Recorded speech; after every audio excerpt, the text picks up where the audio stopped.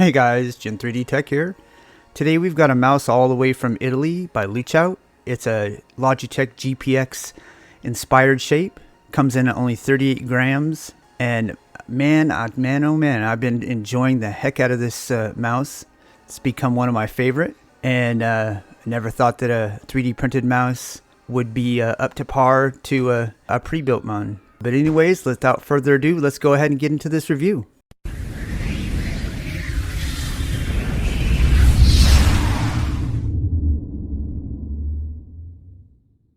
So first off, I'd like to thank Luchout for providing this sample for this review.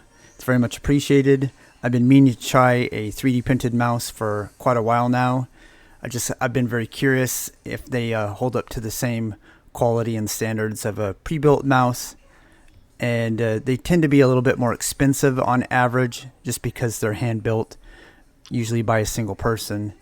So it is a little bit more time involved. So they tend to be more expensive on average. Sometimes they also come with kits, and you can put it together yourself to save a little bit of money. This mouse right here, as I said in the intro, is inspired by the Logitech GPX, which I have right here. And it is inspired. It's not a clone. It's also a good bit smaller, as you can see. It's shorter. Shapes are similar, but not exactly the same. The front is quite a bit different.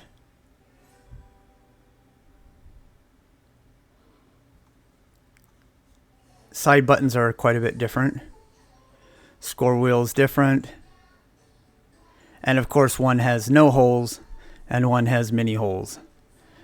I've got a lot of comments about whether or not this mouse is durable. And because you can see, it's just got holes everywhere. And people are worried that you might break this mouse extremely easy. And I can tell you, I've dropped this thing on purpose from my desk multiple times, and it hasn't broke. So it does have some flexibility, which I think helps it out. As you can see, it's actually pushing in. So it's not rigid in a lot of the places like a mouse normally is. And that's to give it some give. Which actually, it's kind of like absorbs the shock. Now the sides are pretty sturdy actually. It's just right here on the top where you have some give. Now pushing in this doesn't actuate any buttons, which some mice do that. Internal wise, this is the internals from Deluxe M800 Pro, which in case you don't know, has pretty decent internals. If you haven't seen my review on this mouse, you should check it out. I have the original black one, and then the white one is an updated version of this with some improvements. So switch-wise, there are KL 8.0 on all the mouse buttons, and then the sensor is a Pixart 3370 sensor, which is a very capable sensor. And I've said multiple times in this review, this is a really good mouse, but I'm much more impressed with the internals of this mouse now that I've seen the internals inside of this mouse, because the shape and the weight reduction has made this mouse perform so much better than the M800 Pro or the Logitech Superlight even, which in some ways still does have slightly better internals. Like it does have a little bit better latencies, but they're so close that you really can't tell. And the 3370 is a flawless sensor, and it's more than good enough even in 2022. So one of the big complaints I always had on the M800 are the side buttons, and they are slightly improved on the white copy, but I can tell you it's not the switches themselves that are the problem. It's it's just how they're implemented, because the side switches on this mouse, while they do stick out a bit, and that is a little weird, I did get used to it. You can kind of use it to lift the mouse up with that ledge, but they protrude out quite a bit, but they're real easy to hit. And the side buttons are really nice on this. They're some of the nicer side buttons, especially once you get used to them protruding out a little bit. They have just a hair of pre-travel, which there's quite a bit more on the Deluxe M800 Pro. especially the original black version. Again, they improved it here, but it's so much better on here. So the way he implemented these switches is so much better. And the mouse 1 and 2 switches, they're so nice and clicky.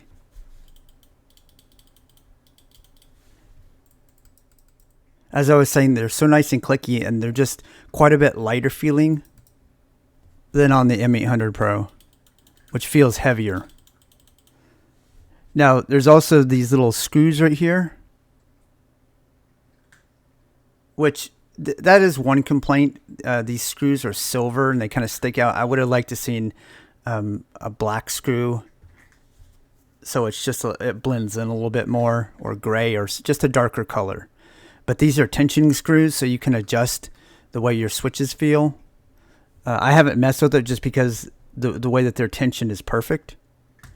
And the mouse wheel feels really nice. It's got, I mean, it's not special or anything, but it's definitely a good mouse wheel. It's got nice feedback. I would say it's maybe not the most comfortable. And same way with comfort-wise, just the feeling of the coating. Well, I mean, it's not coating; it's just the type of plastic. It's a little bit rough, and it's not the most comfortable on my skin. But other than that, I will say as you can see, for a 3D printed mouse, it's just very smooth. No rough edges. I mean, it's just, like I said, it's just a light texture on there.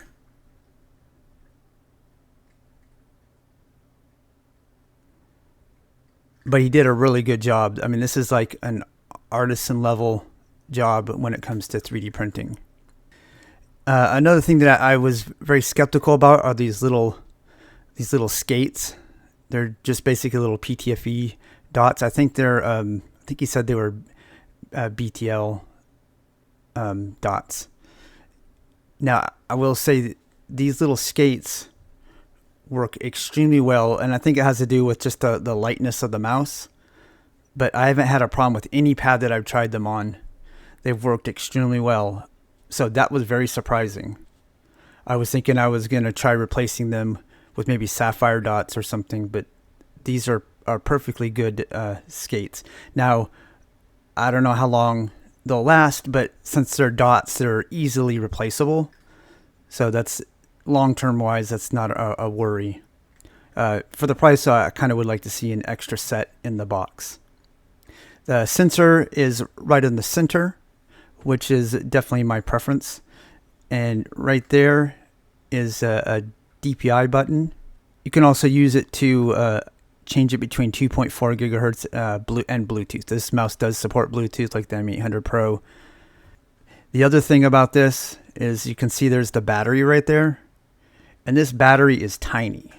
I mean, it's really small, which is, I imagine, one of the ways he got it down to 38 grams. So the disadvantage of a very small battery is just minuscule battery life.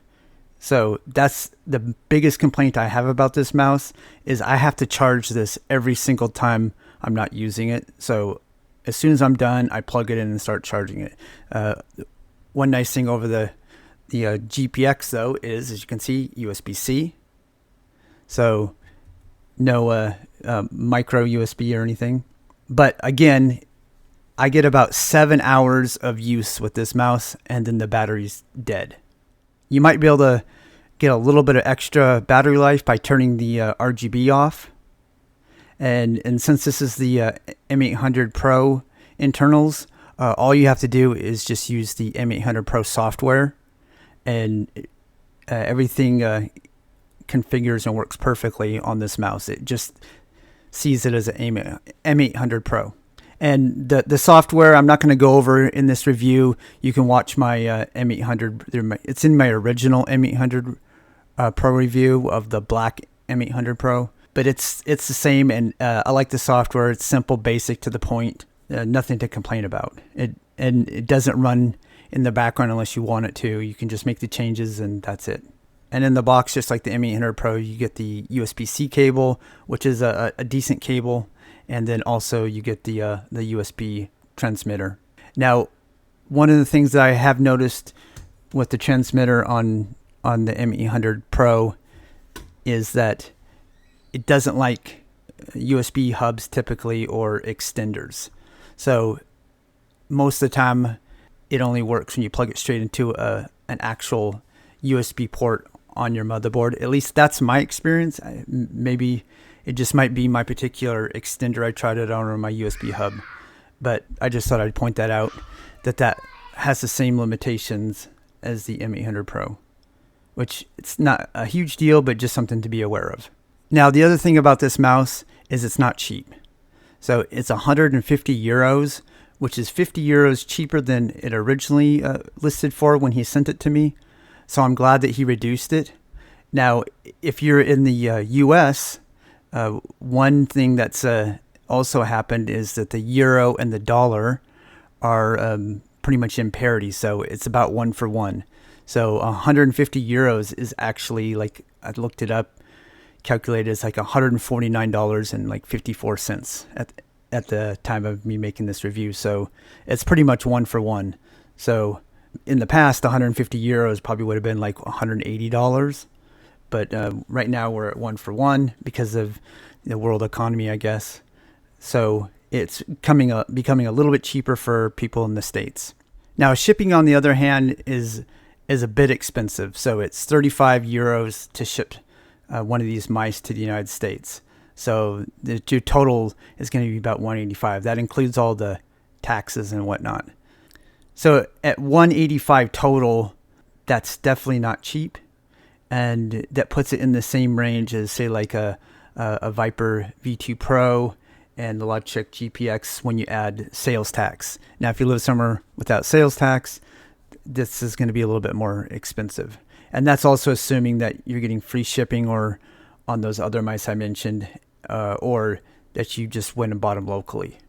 The other thing is it is all the way in Italy, so it will take a little bit more time to get to you.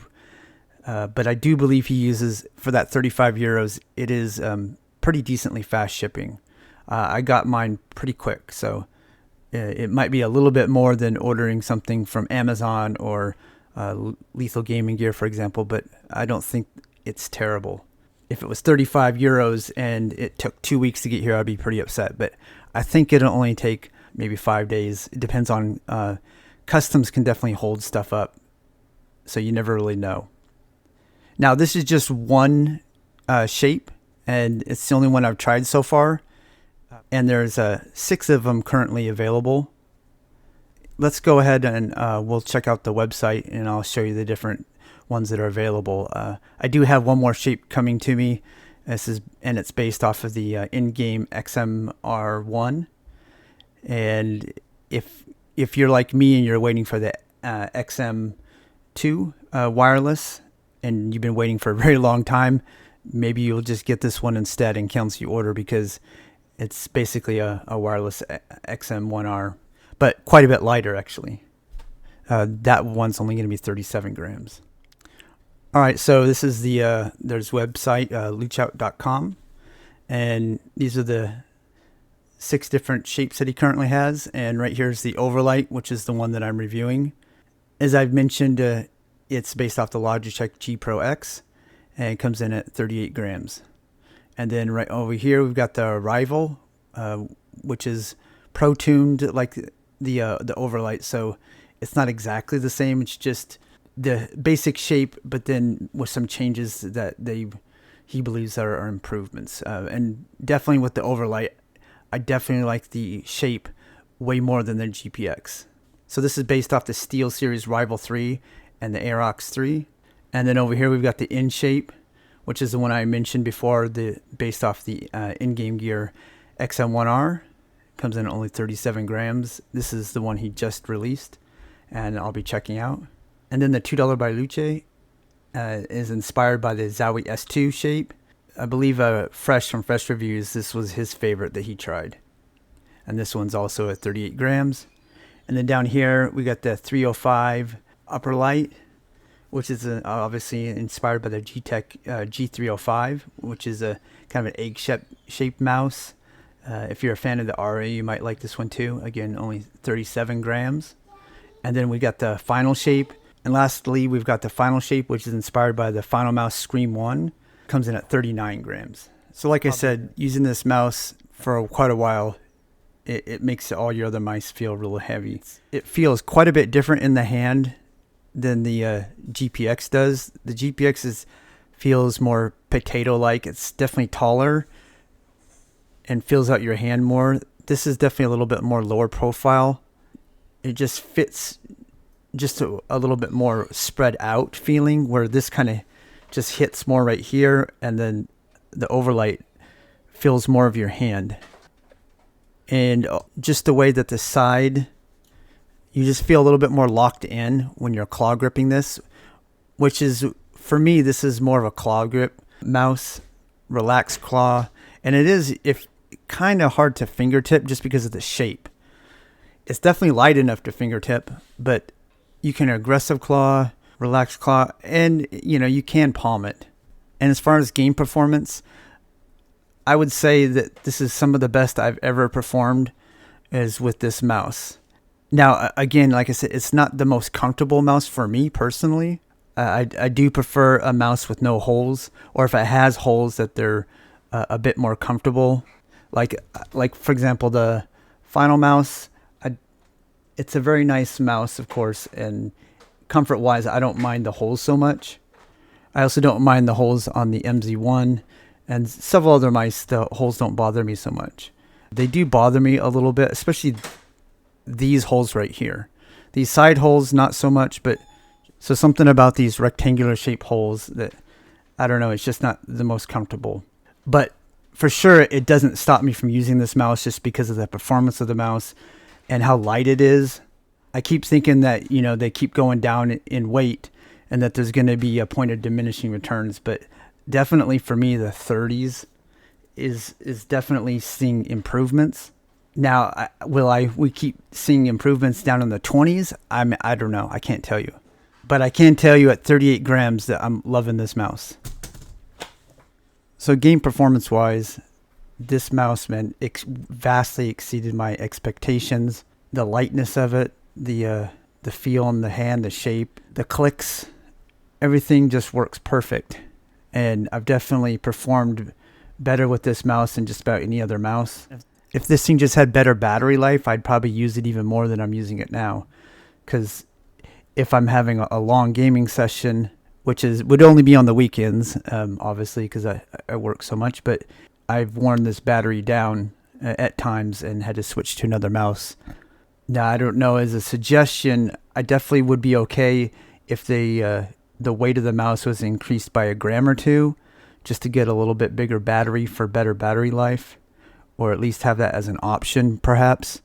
But again, as long as you keep charging it and you don't game more than 5-7 hours, then you'll be okay.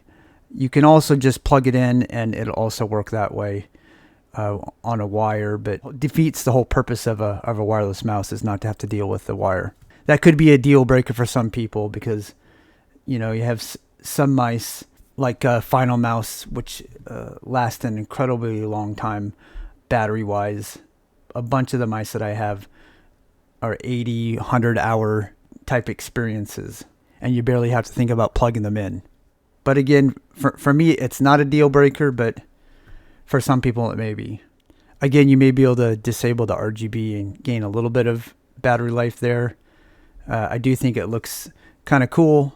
Another thing that I would probably change is the, if you can see that red and white wire right there, I would use a more subdued color like black, just so it doesn't stand out as much.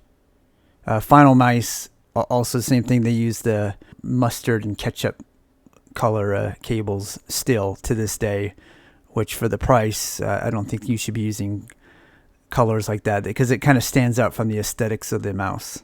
But those are easy things to change. The other nice thing about 3D printed mice is that it's not that difficult to come out with new shapes on a very quick timeline compared to a traditional mouse, because you're not creating a mold for mass production. Because as I mentioned before, like a mold can cost as much as $40,000, and it doesn't cost anything really to make a template for a 3D printed mice. You just can't produce them very quickly. So that's the one disadvantage, is if he becomes super popular, he's never going to be able to produce a terrible amount of these mice, which is probably also why you want to make the price a little bit higher, because otherwise you may not be able to meet that demand. So it's definitely a niche market. But if you're the type of person that watches these kind of videos for these kind of content reviewers, you're the target audience, because you're someone who cares about peripherals and you probably have more than one mouse.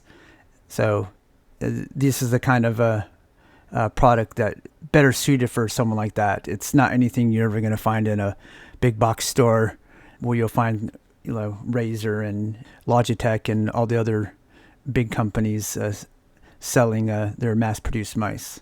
That's not what this product's about. It's an artisan type product, and it's a good product. It's just not cheap. But it's not a cheap hobby. There are more expensive hobbies for sure. I mean, you could be into motorcycles and boats and cars, and you'll be spending quite a bit more money. But you do have to have money. So if you're a broke teenager, you may not be able to afford this mouse, or explain to your parents why you want something like this. Well, no wonder why this $45 mouse isn't good enough, which is basically the same thing internal-wise. But I can tell you, I prefer way better on this mouse than this mouse, even though it's almost the same thing internally. So all in all, I highly do recommend this mouse. It's an amazingly light mouse, and it has really good performance. Now, it's up to you whether or not it's worth the $185 shipped to you in the United States. There's definitely other mice you could buy at that price range, but this is kind of a unique mouse to have, and it's not one everyone's going to have for sure. And again, at that 38 grams for a mouse this size, it's amazing. If you don't like holes, then you're not going to like this mouse. But if you don't mind holes and you want just one of the lightest mice of this size, then yeah, you should check out this mouse. The sensor's flawless. The KL 8.0s are implemented extremely well. Probably the best implementation of KL 8.0s. And I'm not the biggest fan of KL 8.0s. I definitely prefer other switches like TTC and Huano switches are my favorite. I'd love to see if he could implement those in there, but I understand why he's trying to reduce time, and soldering new switches is kind of a pain. But if he's able to get a new PVC that has a 3395 sensor and some better switches, possibly like maybe look into the Aria. It is kind of I'm not sure what the size of the PCB is, but those come with Huano switches, and it's not that much more expensive than the deluxe mice, because those tend to come around $45, and you can get the Aria for about $65. So it'd be another $20, so it'd probably raise the price shipped to just over $200. But for me, I would pay $200 for this mouse with a 3395 sensor and some better switches. Just keep in mind. But the way this is, I love this mouse, and it's definitely going to be staying on my desk, and I'm going to be using it for gaming for quite the foreseeable future until I can find one that performs better. And I do have ones that are amazing mice for sure. And but for right now, this is surprisingly my favorite, and I was not expecting that. So again, I do highly recommend this mouse, and if you got the money for it, it's worth a try. If you don't like this shape, there's, like I said, there's six total shapes currently, and maybe more on the way. So check out his website, and link is in the description if you're interested. But that's all I got for this review. Hopefully you liked it and found it informative. If you did, please leave a like. It's always appreciated. And if you haven't subbed yet, go ahead. If not, no big deal. Just keep coming back, because I got way more reviews coming out, and lots of exciting stuff till the end of the year. And I'm going to try and do some some like top 5 lists and buyer's guides and things like that. I'll be doing some fun stuff. So anyways, I'll see you on the next one. Later.